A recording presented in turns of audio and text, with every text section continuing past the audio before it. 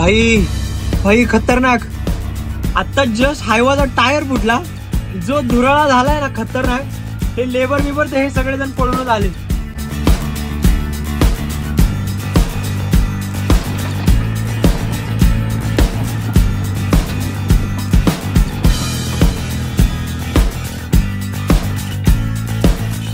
Good morning मित्रांनो, आज आहे 3 तारीख आणि 8:30 वाजलेत. आज साईड वरती लवकर आले आणि आता माझा ब्लॉग स्टार्ट झालाय. सो आजचं काम असं आहे की काल जे आपण दिवसभर ट्रॅक्टर लोडिंग वगैरे करत होतो ते तर काम चालूच राहणार आहे, पण त्याच्या जागी आपला जेसीबी नसणार आहे. कारण ह्या साईड वरती दुसऱ्या जेसीबी येणार आहे. ट्रॅक्टरवाले पण एक 10-15 मिनिटात येतील. कारण काल जिथं आपण त्या साईड वरती जिथं नवीन मशीन आलं होतं तिथं मी पूजा वगैरे करायला संध्याकाळी गेलो होतो, पण त्या पूजेच्या वेळी मी शूट नाही केलं. कारण तिथं ऑलरेडी अजून एका शेडचं म्हणजे कंपनीचं काम चालू आहे. तिथं मग आपल्याला ज्या ट्रिमिक्सच्या लेवल असतात कॉन्क्रीटच्या लेवल ते करायला बोलवलेले. आणि आता साईडवरती आल्यानंतर बाहेरून थोडंसं क्लिनिंग करायचं होतं. सो त्याला काल जेव्हा संध्याकाळी एवढी धूळ होती, दिवसभर सगळी धूळ आली होती त्याच्यावरती. मग आता प्रॉपर सगळं त्याला वॉश वगैरे करून घेतलं जेसीबीला.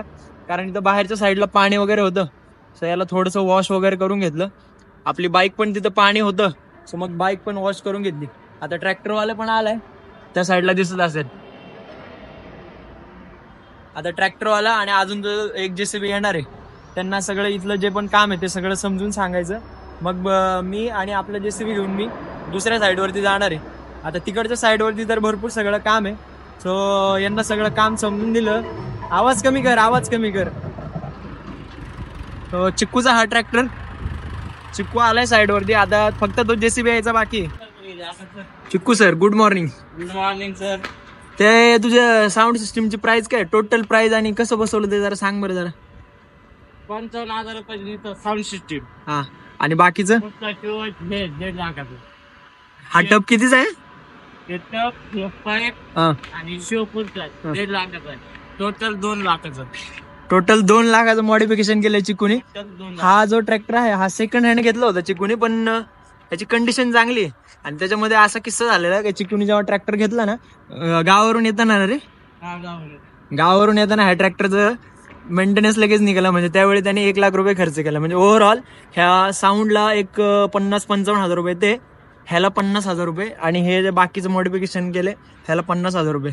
आज तुम्ही दोघच जण आहेत, दुसऱ्या जेसीबी येणार आहे साईडवरती. मला ट्रॅकच्या साईडवरती जायचंय. नाही कडांचं जेसीबी येणार आहे साईडवरती.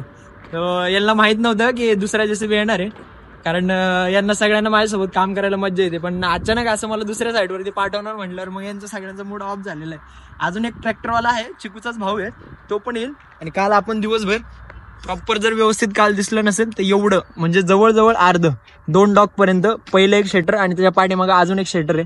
सो तिथपर्यंत सगळं प्रॉपर एक्सकर्शन केले. बाहेरच्या लेवलला हवाला मुरुम, हा जो मुरुम आहे ना ह्या साईडला आम्हाला फिल करायचं, नंतर मग त्याच्या फायनल लेवल होतील. तर आता दुसरा जेसीबी आला की त्याला सगळं काम समजून सांगायचं, म्हणजे माझं इथलं काम संपतंय आणि मला तिकडे जाता येईल. त्या साईडवरती जो दुसरा जेसीबी येणार आहे, पलीकडे एक ऑलरेडी एक कंपनीचं काम चालू आहे. त्यांना ॲड्रेस माहीत नव्हता, मग त्याच साईडवरती ते उभे होते. आता त्यांना सांगितलंय की ह्या साईडला काम आहे. आता इकडे जेसीबी घेऊन आले की मग त्यांना काम वगैरे सगळं समजून सांगायचं.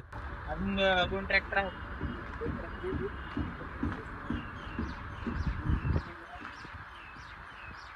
त्या साईडला माती, त्याच्यानंतर मग पुढचे त्या साईडला लेवल वगैरे करायला आहे. मग नंतर मग अजून आजचा एकच ट्रॅक्टर सांगितलं ना, तर तिसरा ट्रॅक्टर आलाय. 2च आहे ना ट्रॅक्टर.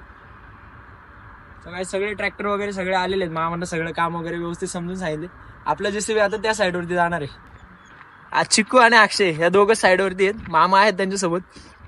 चला बाय बाय, जाऊ का मित्रांनो. ह्या साईडवरती आलोय जेसीबी घेऊन, आणि आपल्या जेसीबीच्या सगळ्या काचा अजून बंद आहेत, कारण सकाळचं वातावरण आहे आणि एवढं ऊन पण नाहीये. सगळ्या काचा बंद आहेत. आणि आपले जेवढे पण ह्या साईडवरती जेवढे पण लेबर काम करतात तर त्यांना आपलं जेसीबीच ओळखू येत नव्हता.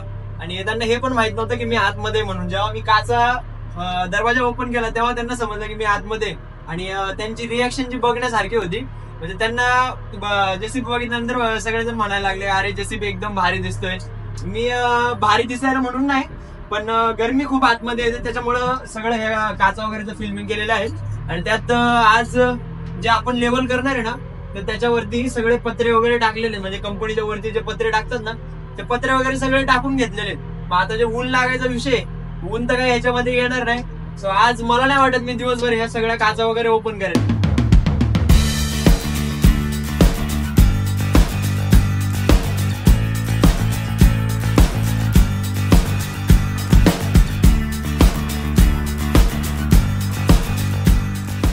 कंपनीच्या आतमध्ये जेसीबी लावून दिला आणि जे पण मटेरियल होतं ते सगळं लेबरनी साईडला टाकून दिले.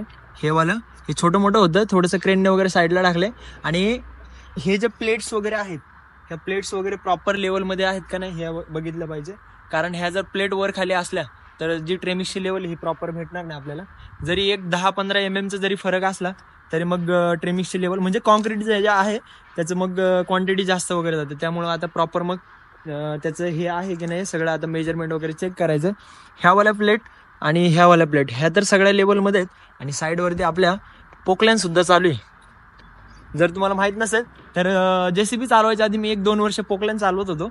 पण आता बरेच वर्ष झाले मी पोकलॅन पण चालवलं नाही. पण जर दुपारी जर टाइम भेटला आणि माझ्याकडे थोडा जर वेळ असला तर मी पोकलॅन चालवायला जाणार आहे. पण त्या ऑपरेटरनी दिलं पाहिजे. कारण काय होतं, आपलं मशीन कुणी कोणाच्या हातामध्ये देत नाही. आता त्याचं काय सांगायचं, मीच कोणाच्या जेसीबी हातात देत नाही.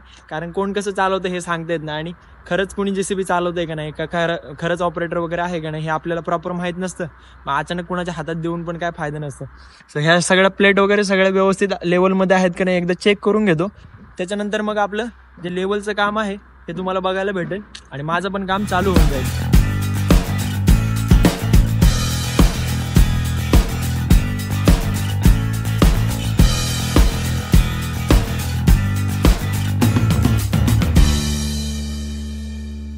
आमचा लंच ब्रेक झाला आणि आपलं जेसीबी इकडे घेऊन आलो हॉटेलवरती. कारण इथं थोडंसं एक छोटंसं काम होतं. सो आकाशदाला यायला उशीर लागणार होता. सो तोपर्यंत मी एक लस्सी मागवली. आता जेवणाची ऑर्डर द्यायची आणि आमचं सगळ्यात खास waiter Ganu the boy. So lassi वगैरे तोपर्यंत संपवली की जेवणाची ऑर्डर वगैरे द्यायची. त्याच्यानंतर मग परत साईडवरती जायचं कारण डिझेल वगैरे टाकायचं होतं. हां, इंजिनियर आलेत ना. आणि आमच्या एका मित्राचा हायवा ब्रेकडाऊन झाली होती. सो मी जेसीबी घेऊन तिकडे गेलो होतो. ते काम झालं आणि इथं आलो मी. आकाशदा आला, क्या आहे आज का ऑर्डर क्या आहे.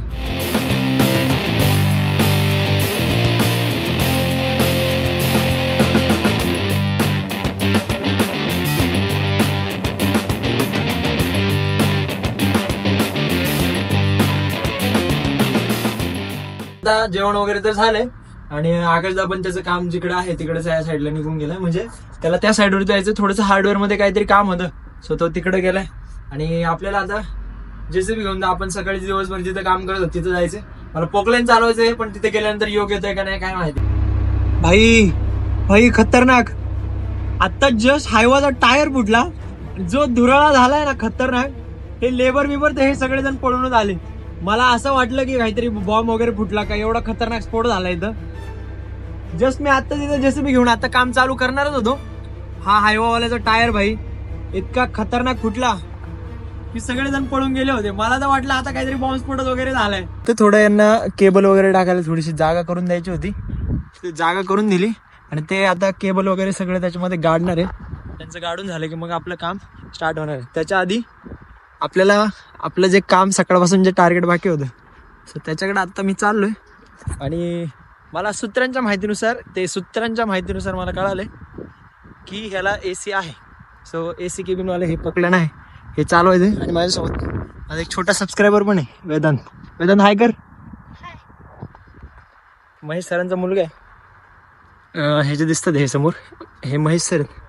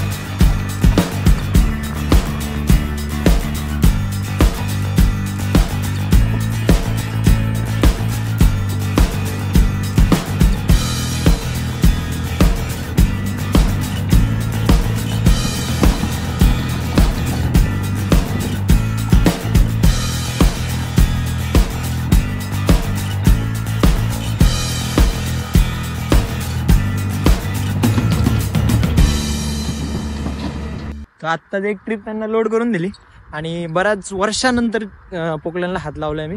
कारण एक 4-5 वर्षामध्ये मी पोकलन चालवत होतो, पण पोकलनवरती असं व्हायचं की साईडवरती पडून राहायचं. आता हे काम पण बघा ना, आता हे जे ऑपरेटर वगैरे आहेत हे इथंच राहतात आणि यांचं जेवण वगैरे सगळं इथंच असतं. सो त्याच्यामुळं मग मी पोकलनचा विषय सोडून दिला होता. पोकलन फक्त इथं म्हणतात, त्याचं मशीनचं खरं नाव एक्सकवेटर आहे. तर आपलं जे काम चाललं होतं यांचं पण काम ऑलमोस्ट संपत. कितना टाइम जाएगा नीरज भाई, जल्दी जल्दी करो, ये काम खत्म करोगे तो और काम दूंगा, समझ रहे हो. यांचं पण हे सगळं केबल वगैरे टाकून झाले. आता फक्त हे गाडायचं आणि आतलं जे आपलं लेवल करायचं काम चालू होतं मग परत तिकडं जायचं आणि ते राहिलेलं काम फायनल करून घ्यायचं. संध्याकाळचे 7 वाजलेत. फक्त आता पोकलनवाल्याचं काम बाकी आहे. आपलं जे आतमध्ये जे लेवल करायचं काम चालू होतं त्याच्यामध्ये थोडेसे चेंजेस केलेत आणि चेंजेस असे आहेत की ते जे मार्किंग आहे ते 250 डाऊन ठेवायचे एक, कारण बोल्टच्या टॉपपर्यंत कॉन्क्रीट करायचं असं प्लॅनिंग आहे. तर उद्या हे राफ्ट वगैरे त्यांना भरायचे आहेत आणि पोकलनवाला फक्त नाईटला थांबणार आहे. कारण मी तर काय नाईटला काम करणार नाही, भरपूर वेळ होतो मला जायला, कारण इथून बरंच लांब राहिलं आहे मी. सो उद्या आपण ह्याच साईडवरती असणार आहे आणि हेच काम आपलं चालू राहणार आहे. सो आजचा दिवस पूर्णपणे संपला. आता मला चंद्र दिसत नाही पण सगळं काम एंड झाले. आता आमचे सुपरवायझर सर फक्त थोडंसं बॉल वगैरे खेळतात आहे आणि हा जो वेदांत आहे ना, हा दिवसभर माझ्यासोबत JCB मध्ये बसून होता. आपलं हे वालं मशीन याची काल पूजा केली, त्याचा अजून शुभ मुहूर्त अजून कामाचा झाला नाही. सो आजच्या पुरतं एवढंच. भेटू उद्याच्या ब्लॉगमध्ये, कारण आता मी खूप दमलेलो आहे.